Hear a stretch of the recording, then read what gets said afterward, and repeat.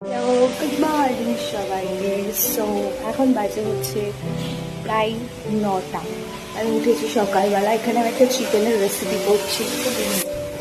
So এই রেসিপিটা না খুবই ইজি, যাদের খুব তাড়াহুড়ো থাকে অফিসে বেরোনোর জন্য, বা সকালে হাজব্যান্ডের ব্রেকফাস্ট বানিয়ে দেওয়া, বা লাঞ্চ বানিয়ে দেওয়া, বা যে কোনো কিছু হার্ডলি 10-15 মিনিটসের একটা প্রিপারেশন অ্যান্ড খুব তাড়াতাড়ি হয়ে যায়। বেসিক্যালি এটা ওই খুন্তি নাড়িয়ে নাড়িয়ে রান্না করার জিনিস নয়।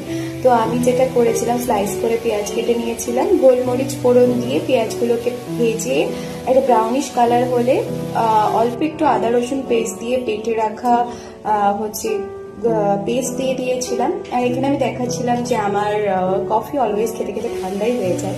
এনিওয়েজ, তো ওই পেঁয়াজ ভাজার পরে যে ম্যারিনেটেড চিকেনটা, লেবুর রস, আদা রসুন পেস্ট দিয়ে মাখানো 1 চামচ মতো দিয়েছিলাম ফর 500 গ্রাম মতো চিকেন।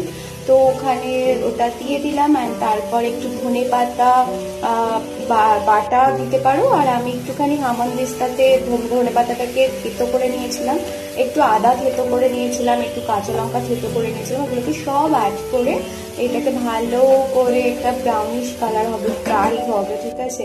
দেন ব্ল্যাক পেপার অ্যাড করে দিয়েছি। আর তারপরে 1 কাপ জল, এরকম কাপি মাগের বা তোমাদের পরিমাণ মতো যে যতটা গ্রেভি খেতে চাও দিয়ে দেবে এটা। আর obviously salt and sweets as per your taste. এইভাবে এই চিকেনটা বানিয়ে খেলে এত টেস্টি লাগে। আর এটা রুটির সাথে বা পরোটার সাথে খুব ভালো যায়, ইভেন অলসো রাইসের সাথেও খুব ভালো যায়, ফ্রাইড রাইসের সাথে বেশি ভালো যায়।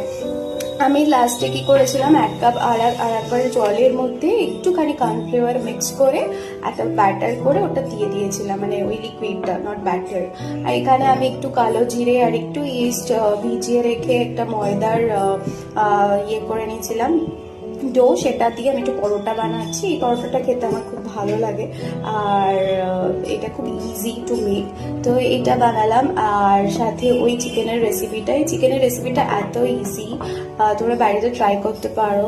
আর যদি সবার জন্য এটা খুব ডিফিকাল্ট হয় কি দাঁড়িয়ে থেকে ফ্রাই করাটা, তো স্টিম আছে দিয়ে চিকেনটাকে রেখে দিলে 10-15 মিনিটস ওটা নিজে নিজেই প্রপার কুক হয়ে একটা ব্রাউনিশ কালার দিয়ে দেয়, তো সেটাও করা যেতে পারে। আর এখানে আমি যেগুলো অ্যাড করেছি, this is very minimal thing, সবার ঘরেই থাকে।